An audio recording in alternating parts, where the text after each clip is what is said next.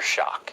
Gas prices are going up, especially in California, where it's over $4.50 a gallon, which on the bright side is at least still cheaper than a gallon of pumpkin spice latte, which the average California runs on every day. But prices are up all over the U.S.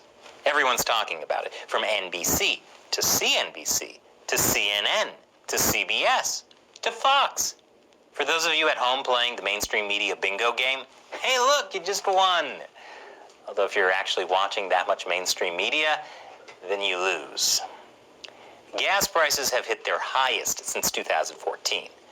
According to the AAA gas price tracker, as of October 20th, the average gas price in the United States as a whole is $3.35 per gallon.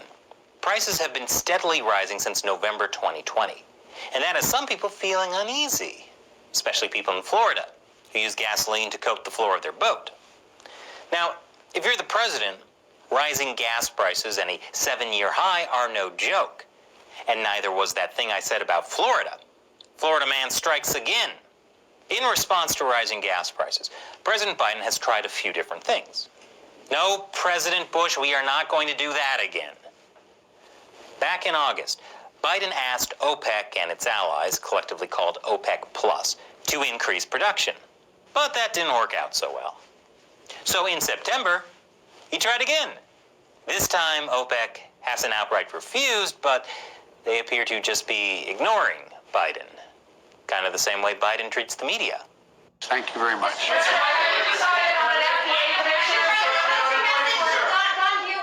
For someone so old, Biden is leaving them on red like a millennial. But when it comes to gas prices, Biden wasn't about to give up. A few days ago, he turned to the American oil industry for help. We'll see how that goes, but Big Oil argued back in August that Biden should have come to them first. They seem to feel a bit snubbed, so I don't know how likely they are to help. It's like turning down someone for prom and then asking them to help you move. And Big Oil aren't the only ones unhappy with Biden's decision to request increased production from OPEC Plus. On October 14th, House Minority Leader Kevin McCarthy and a number of other representatives sent a letter to President Biden arguing that instead of continuing to call for increased prosperity for OPEC Plus affiliated nations that seek to harm the United States, we should meet American needs with American-produced energy. Of course, this is the 21st century, so by sent a letter to Biden, what I mean is they posted the letter on Twitter. And since it is the 21st century, Biden probably took one look at this novella and said, TLDR. McCarthy asked Biden to embrace an American solution by rescinding executive orders and other policies designed by your administration to reduce access to our country's oil and natural gas resources. Specifically, they're unhappy with Biden for canceling the Keystone XL pipeline, proposing to ban domestic fracking, declaring a moratorium on oil and natural gas leases on federal lands and waters, and changing tax law to harm domestic production. I guess they didn't get the memo that Biden has actually backed some of Trump's drilling projects. They'd know that if they'd subscribed to America Uncovered.